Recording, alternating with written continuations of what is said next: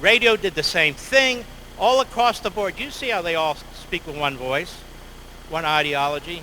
The vast majority of the American people, not until 1944, knew what the hell was going on over there. It was so bad. Then when we finally defeated the Germans near the end, Eisenhower took Omar Bradley and George Patton to one of the death camps, and he said to the media, "You come with us. I want people to know this happened, and I don't want them to ever forget." You see a lot of those black and white films. That's him. He ordered it, and he told the media, "You need to look at this." What do you think Eisenhower would say today? What do you think Eisenhower would do about Iran today? We shouldn't be fighting Iran's surrogates. We need to chop the head off of the snake.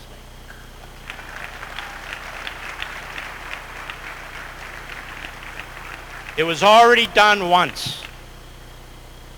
It was already done once. And these pinprick hits on warehouses, if you attack the American armed forces, and some of them I'm reading have severe brain damage, you don't get to do that to Americans. Period. And I see General Kane on TV. This guy's good, 4-star general. And he's pointing out, here's the Iranian terror training camp. Here's the Iranian main oil, what was it called, transport area. Here's this, here's this. That's what we should have been hitting, and they would have had an effect on them. And I'm proud of conservative media. I'm proud of Fox and Newsmax. I'm proud of OAN. I am proud of conservative talk radio. Shoulder to shoulder, fighting this issue. Shoulder to shoulder. And I want to also say something else here about Governor DeSantis. This guy's so ahead of the curve in his state, it's not even funny.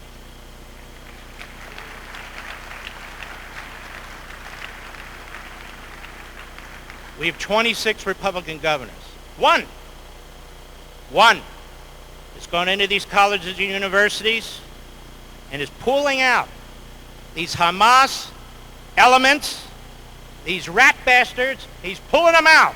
He's cutting off their platforms.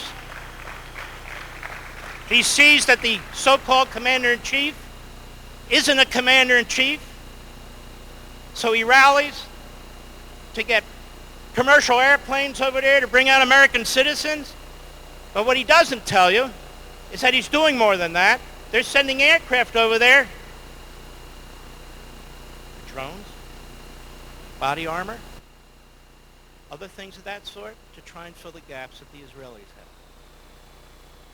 We have some of these candidates who are really true believers, who are really good human beings. And I just want to say how proud I am to be here with so many of these people and so forth. Then finally, I know I'll say to myself, Mark, you forgot something. Well, it doesn't matter. You can listen to my radio show. What's this West Bank stuff? 1948, Transjordan goes in and grabs Judea and Samaria. So now for the rest of the time, it's the West Bank. Jordan, that whole monarchy was created by the Ottoman Empire. It didn't exist 150 years ago. There was nothing on there about them. How many of you read the Bible from time to time? Well, show me where the Palestinians are in the Bible. My dad was a big supporter of Israel. My dad was a man of faith, my mother too, but not religious. 1964, I said to my father and mother, "Why did you vote for Barry Goldwater?" He said, "I knew that bastard Lyndon Johnson was lying about Goldwater, so I voted for Goldwater." That's how I grew up, right from wrong. As I get older, I get more religious, to be perfectly honest with you. But the bottom line is this. We can talk tough. We're not on the front lines.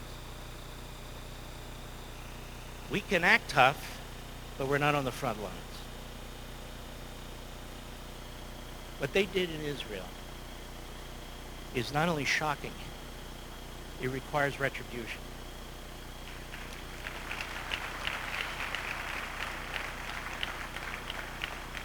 I'm not interested in proportionality. I don't even know what the hell that means. Does that mean Jews go over there and behead babies? Is that proportional?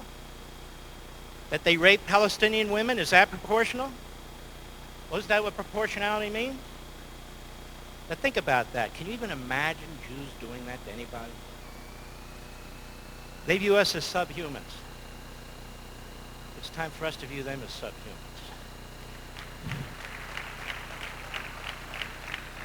And then I do have one other point I wanted to make.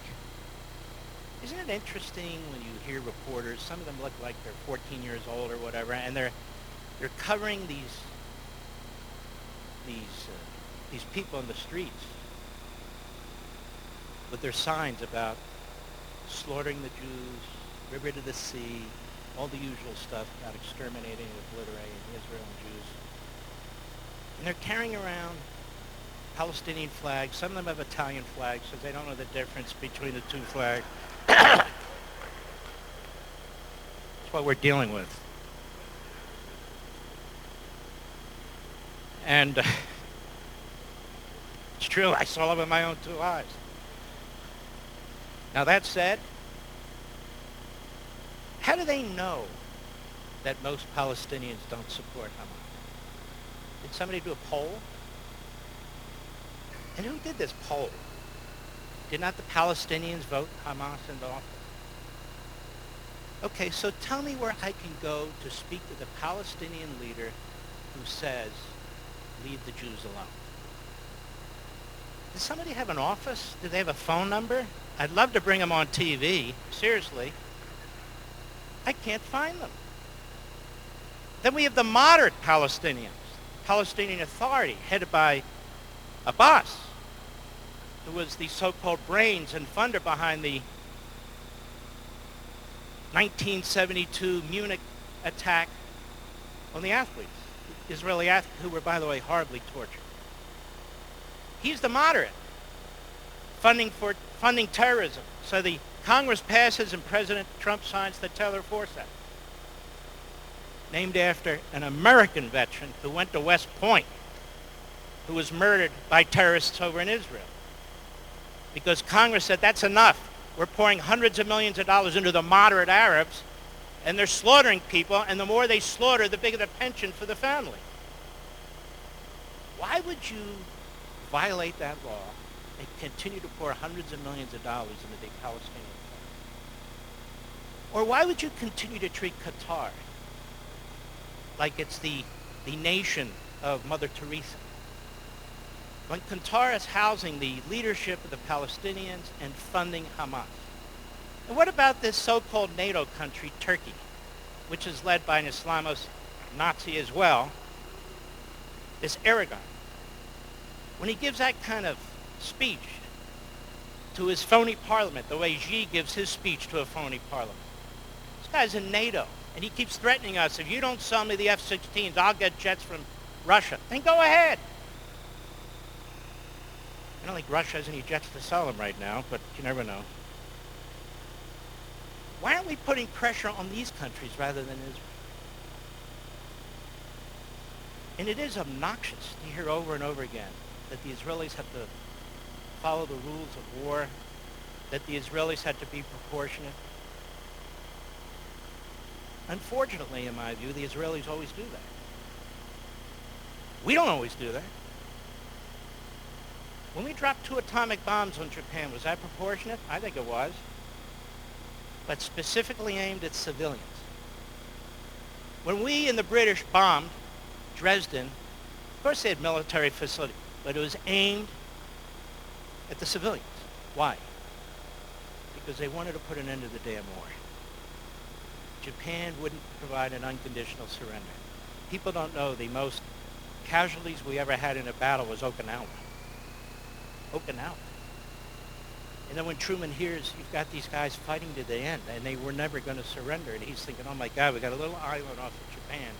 How are we going to defeat Japan? And then he learns about these atomic bombs. One was called the little, one was called the big. And he was thrilled to hear about it because he had not known about it. FDR hadn't run him into it. They weren't worried about how many civilians they would kill. They were worried that they would work. Those bombs were initially made to drop on Germany. Germany had been effectively defeated because Berlin was blown off the face of the earth, as were other cities in Germany. How many civilians did, quote unquote, we kill in Germany, Japan, and Italy? I'm sure there's some number on Google, but I don't know. And I honestly don't give a damn, because it was the right thing to do.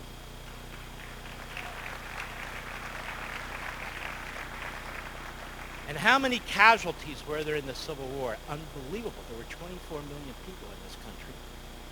The most recent numbers based on further technology, they used to say 720,000 men lost their lives. Every family in the country was affected. Every single one. If there's evil, you either defeat it or you lose to it. We had the kamikazes in Japan. Well, consider Israel is surrounded by nations filled with kamikazes. That they will do anything they have to do because their perverse interpretation of their faith is you live to die. And my view is very simple. Let's accommodate them. God bless you.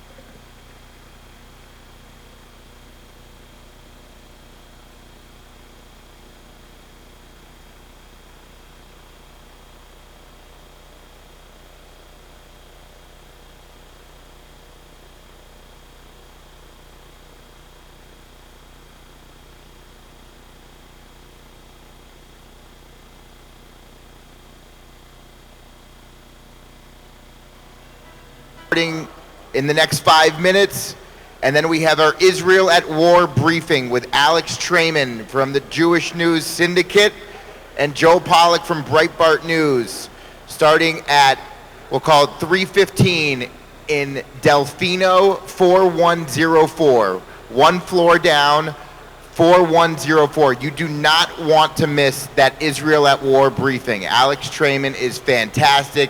Jewish News Syndicate has been covering this war. Right now it is 2:45, so you got about 30 minutes. So we look forward to seeing everybody downstairs for the Israel at War briefing. Thank you.